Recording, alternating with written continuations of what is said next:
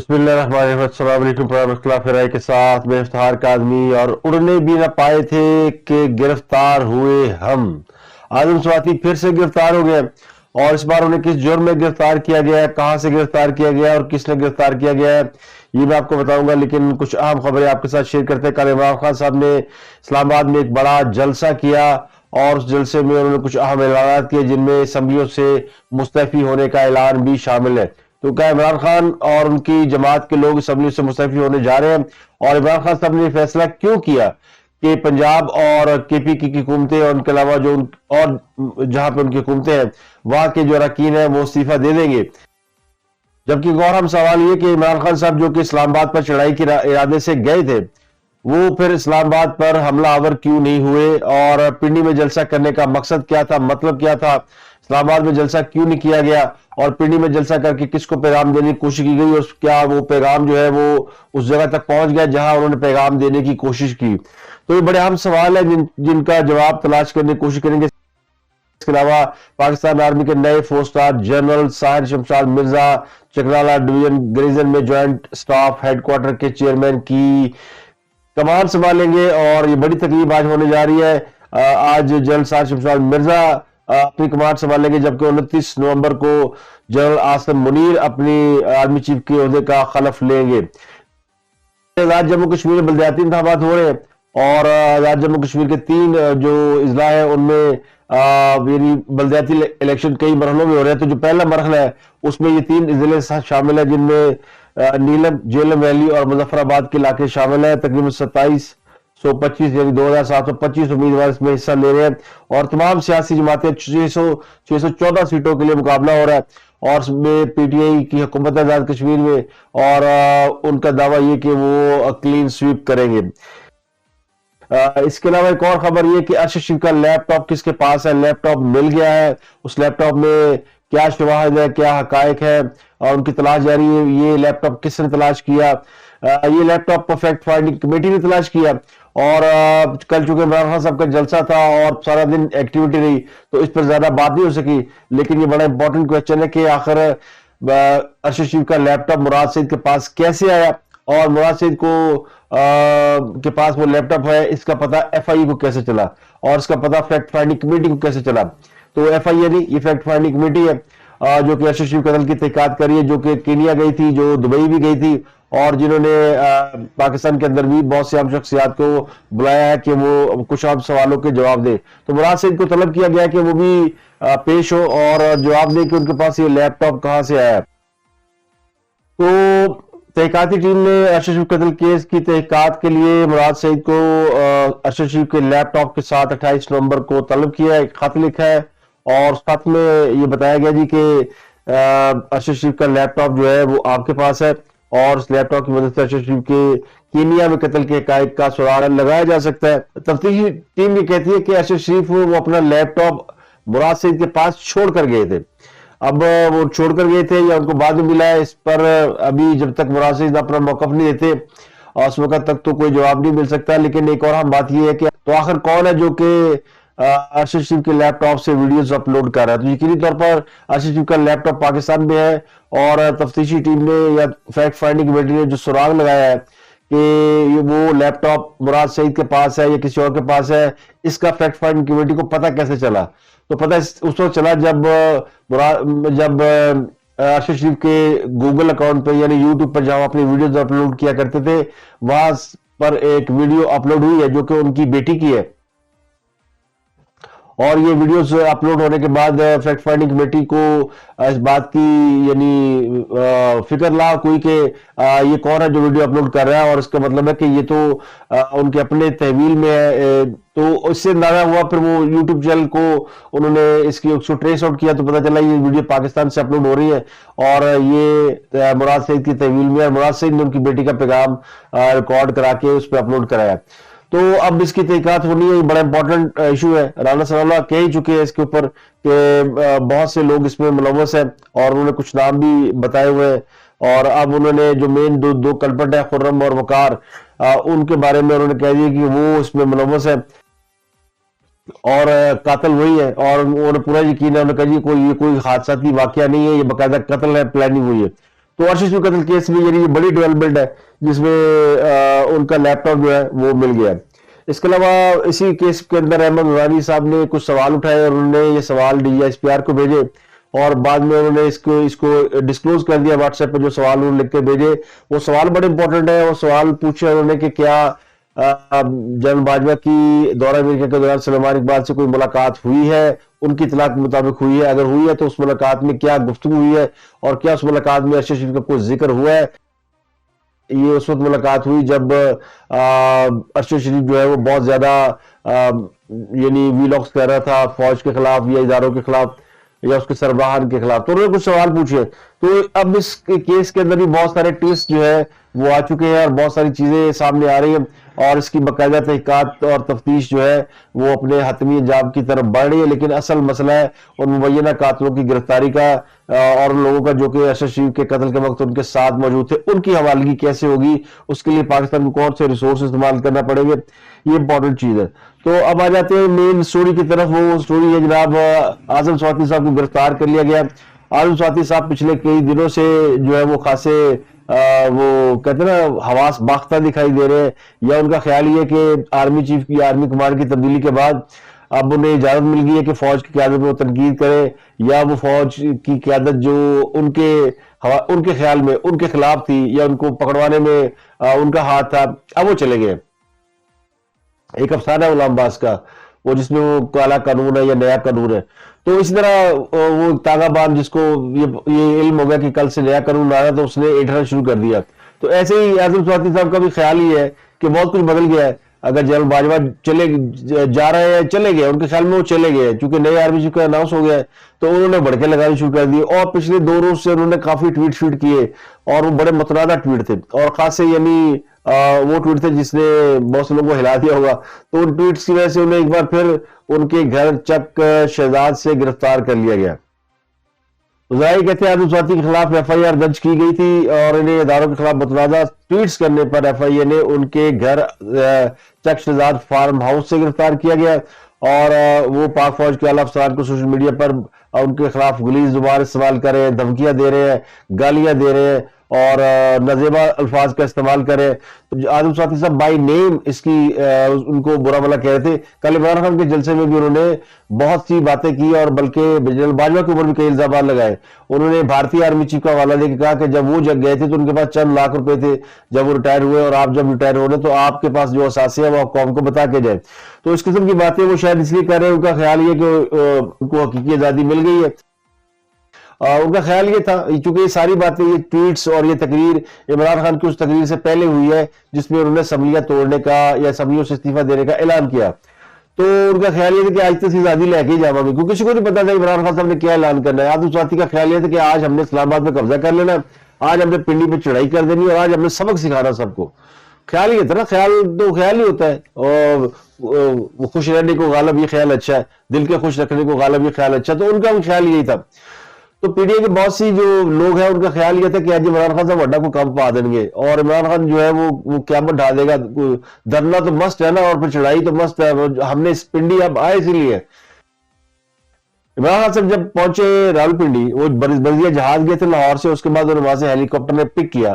تو عمران خان صاحب نے ایک فضائی جائزہ لیا اپنے ہیلی کاپٹر سے, اور ان کا خیال یہ تھا کہ اس وقت راولپنڈی اور اسلام آباد کی جو سڑکیں ہیں وہ جام ہو چکی ہوں گی اور بڑا کراؤڈ ہوگا, اور یعنی پنڈی جو ہے جس کی آبادی کے برابر اس کی جتنی اس کی آبادی ہے اس کے برابر تو ہم لوگ نکال ہی لیں گے.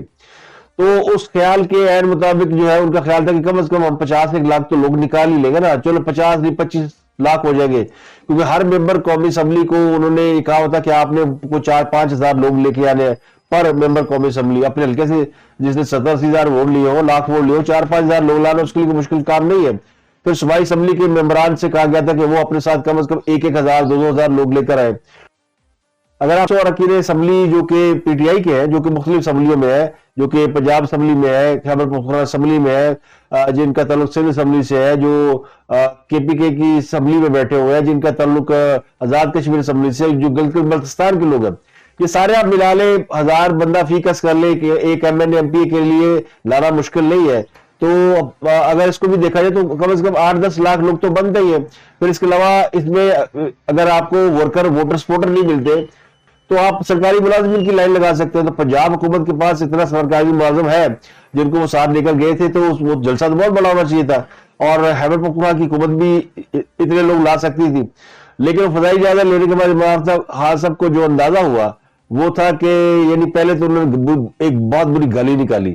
انہوں نے کہا کہ یہ پنجاب کی گورنمنٹ عیش کر رہے ہیں اور بندے نہیں نکال سکتے. انہوں نے وعدہ کیا تھا ہم لاکھوں لوگ لے کر آئیں گے, اور یہاں جب دیکھا انہوں نے آسمان سے اپنی مخلوق کو, ذل الہی نے دیکھا کہ میری رعایا کتنی ہے, تو پتہ چلا رعایا تو وہی ہے جو سرکاری ملازمین اور جو سیکورٹی فورسز ہیں وہاں کی, وہ ملا جلا کے کچھ 30-40 ہزار لوگ بن گئے تھے. میں یہ نہیں کہتا تحریک انصاف کے لوگ بالکل نہیں آئے, جو ووٹر سپورٹر اور جو ڈائی ہارڈ ورکر ہے وہ پہنچے تھے, خواتین پہنچی تھی, لوگ پہنچے تھے, لیکن ان کی تعداد جو ہے وہ 10-15 ہزار سے زیادہ نہیں تھی. باقی وہ جو تھا وہ بھانمتی کا کنبہ تھا, وہ کوئی ادھر سے پکڑا کوئی ادھر سے پکڑا. وہ بھی یعنی اس کو اگر آپ کہیں کہ جی میں, کچھ لوگ تو مان نہیں رہے کہ جو 30-40 ہزار بھی ہوں گے, لیکن میں کہتا ہوں 1 لاکھ بھی ہوں گے, تو 1 لاکھ لوگوں کے ساتھ بھی آپ کسی بھی شہر کا محاصرہ نہیں کر سکتے, چڑھ نہیں سکتے. اور عمران خان صاحب کو نظر آ گیا کہ ان میں سے اگر میں نے باقی سارے نس جانا ہے, سرکاری ملازمین بھی بھاگ جائیں گے, اور وہ جو فیملیز ہیں وہ تو بالکل آرام سے پتلی گلی سے نکل جائے گی, کوئی بھی ڈنڈے کھانے کے لیے تیار نہیں ہے. 25 مئی کا ایکسپیرینس سب کے سامنے ہے. اور اس بار تو خاص صاحب کو بڑی فیسلٹی تھی. پنجاب میں ان کی اپنی حکومت, خیبر پختونخوا میں ان کی اپنی حکومت, 2 اور جگہوں پہ ان کی اپنی حکومت, اور ان کی چاروں کہتے ہیں نا انگلیاں گھی میں اور سر کڑھائی میں, 5 انگلیاں گھی میں سر کڑھائی میں. لیکن وہ کہتے ہیں نا وہ پھر دیوانے کا خواب جو ہے وہ ادھورا رہ گیا. تو خاص صاحب نے اتنی ہمت نہیں ہوئی کہ وہ اسے میں اتنے آگے کہ انہوں نے جو دھرنا دینے کا 1 آدھ دن کا پلان بنایا ہوا تھا وہ بھی ان کا رہ گیا. خیال یہ تھا کہ 1 آدھ دن تو دھرنا دیں گے, لیکن ان کا وہ رہ گیا. اور جو اسلام آباد میں رانا صاحب نے تیاریاں کی تھی, وہ تیاریاں بھی دھری کی دھری رہ گئی. کنٹینر لگا, ہزاروں لوگ, تو ویسے رانا صاحب اسی کام اچھا نہیں کیا تھا. رانا صاحب نے انڈر ایسٹیمیٹ کیا ان کو, بلکہ اوور ایسٹیمیٹ کیا. اتنی انہوں نے عوام کو, یعنی اسلام آباد کے عوام کی زندگی جیرن کیے رکھی, جب پتا تھا کہ اس میں سے کچھ نہیں نکلنا. خاص کوئی ایکسپیرینس ہی نہیں ہے نا فوج کے بغیر, اسٹیبلشمنٹ کے بغیر, کسی لانگ مارچ کا, کسی دھرنے کا, کسی مظاہرے کا, کوئی بڑا جلسہ کرنے کا نہیں ہے. بہت بڑا اکٹھا کیا, 1 دن کا جلسہ ہو سکتا تھا. تو پورے پاکستان سے لوگ بلا کر بھی, اگر آپ پورا پاکستان 22 کروڑ آبادی ہے, اس میں سے پورے پاکستان کو اگر آپ کہتے ہیں اسلام آباد پہنچو, اور 1 لاکھ بندہ بھی نہیں پہنچتا, تو اس کا مطلب ہے پھر بندہ کی کرتا ہے فٹے کو. اتنے لوگ تو اگر اس میں لوگ تو میرا خیال ہے وہ JUI کے مولانا فضل الرحمان لے کر آگے تھے, اور بڑے منظم طریقے سے کئی دن تک بیٹھے رہے. آپ نے خیمہ بستیاں بھی لگائی, سب کچھ کیا کرایا, لیکن کدھر کھایا پیا کچھ نہیں, گلا توڑا 12 دن.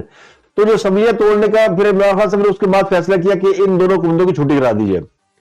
وہ ایک ساتھ وہ کہتے ہیں خواجہ تک گوا ڈڈو, وہ ساتھ 2-3 گوا ہوتے ہیں خواجے کے, چھٹی کراؤ سر بیکار لوگ نے.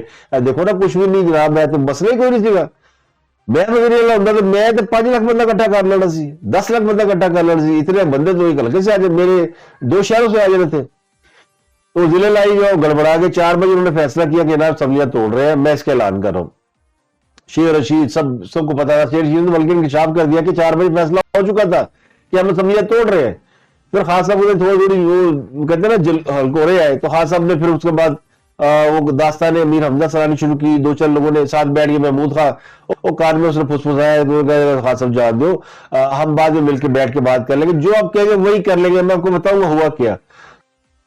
تو خاص صاحب نے پھر اس وقت ان کو بتایا گیا کہ اگر آپ پاور سے نکل گئے تو پھر آپ بالکل یعنی دیوار سے لگ جائیں گے, کیونکہ اپوزیشن ہمیں کرنی نہیں آتی, اور پھر ہمیں جینے کوئی نہیں دے گا. اور یہ نہیں ہونا کہ اسمبلیاں ٹوٹنے کے بعد الیکشن ہو جائے, اور یعنی اسمبلیاں ٹوٹنے کے بعد حکومت چلی جائے, الیکشن ہو جائے گی, حکومت نہیں جائے گی. تو اس بات پہ خاص صاحب جو ہے وہ 3-4 گھنٹے بعد تھوڑے نارمل ہوئے, اور انہوں نے پھر اعلان کیا کہ اچھا میں مشورہ کروں گا کہ اسمبلیاں توڑنی ہے, میں اپنے لوگوں سے ملوں گا, مشورہ کروں گا. تو گل جیڑی ہے نا پھیر تے پی گئی.